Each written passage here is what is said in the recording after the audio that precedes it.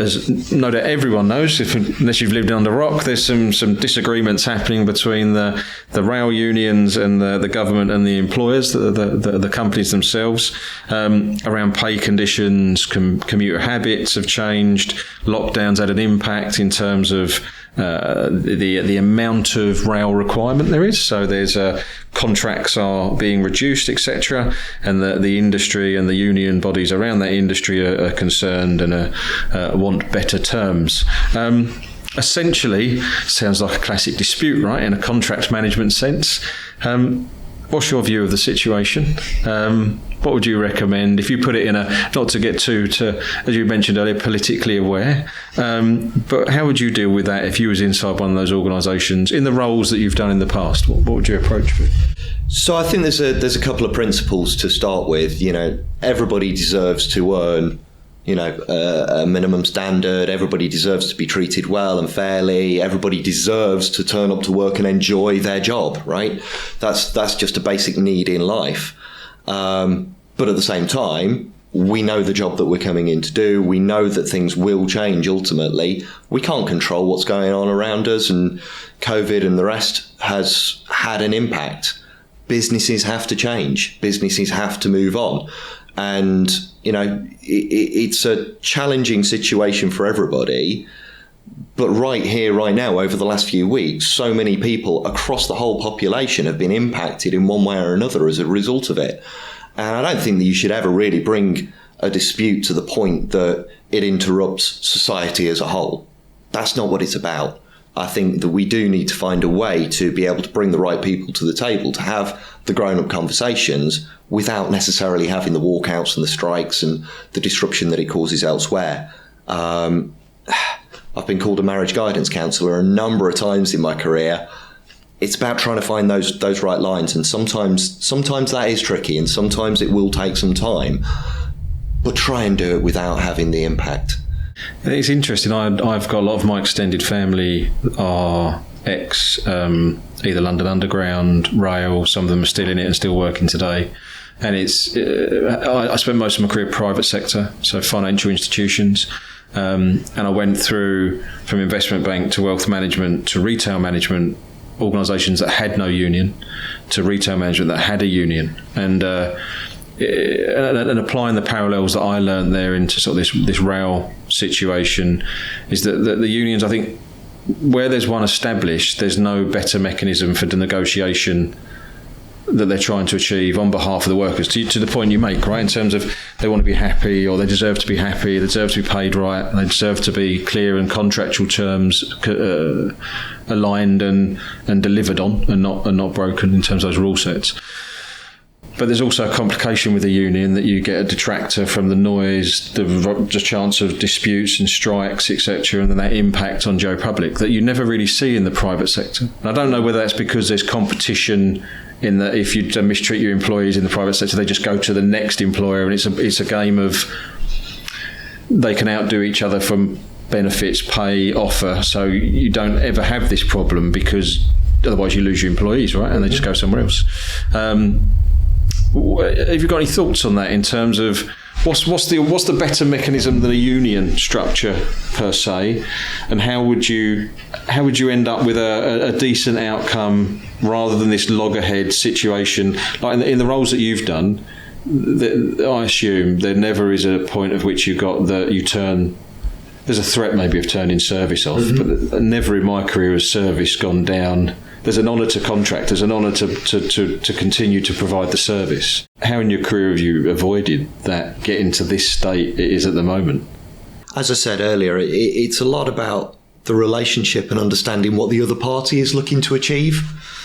And sometimes I think you've just got to take a step back from your own perspective in the world.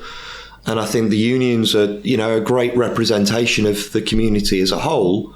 And yes, maybe due to the private sector kind of nature of it, those employees don't have somewhere else to go, and they've got to kind of continue fighting that battle internally.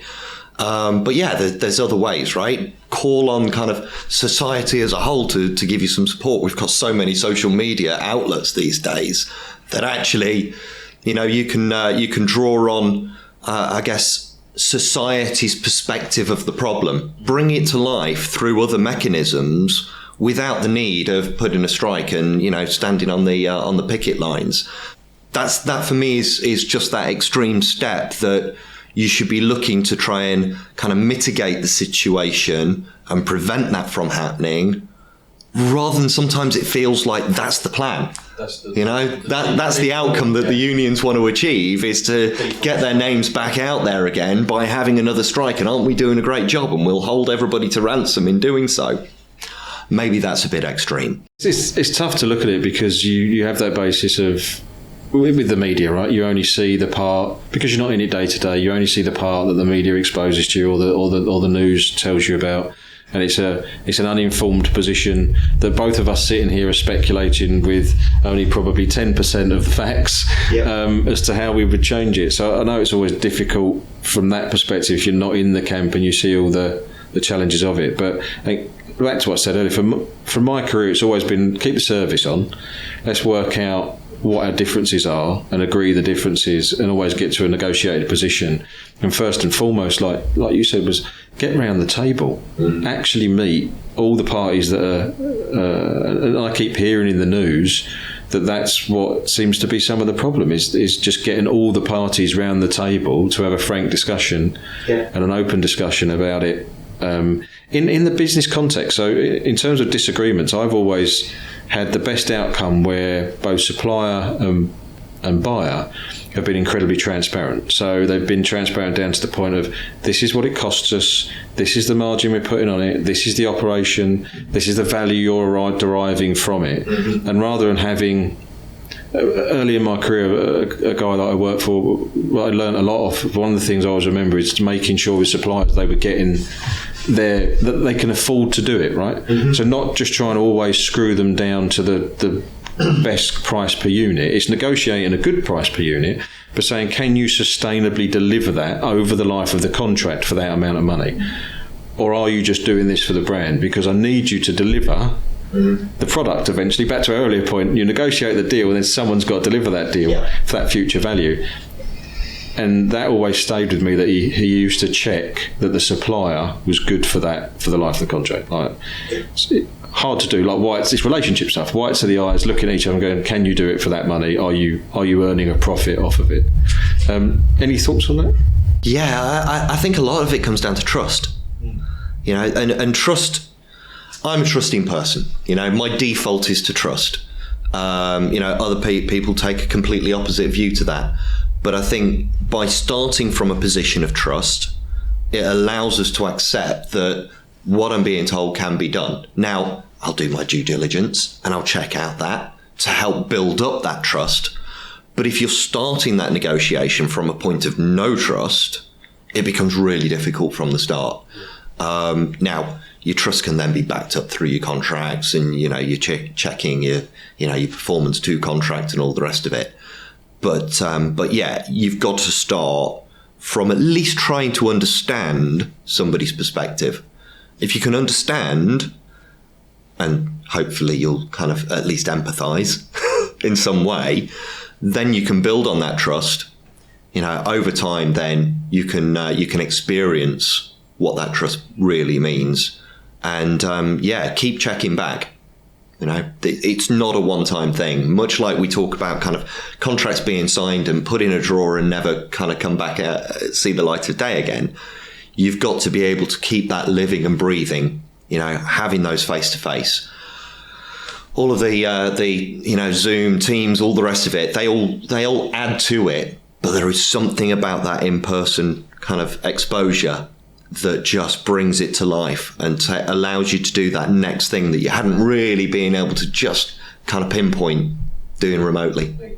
Tech's not quite cracked it as it is. You can get the 90 percentile done remotely now, but there is always that need for that final 10% on real serious situations and important situations. You have to do that coming together. Yeah. We find it internally and externally with our business that there's just certain things you need to be in the same room.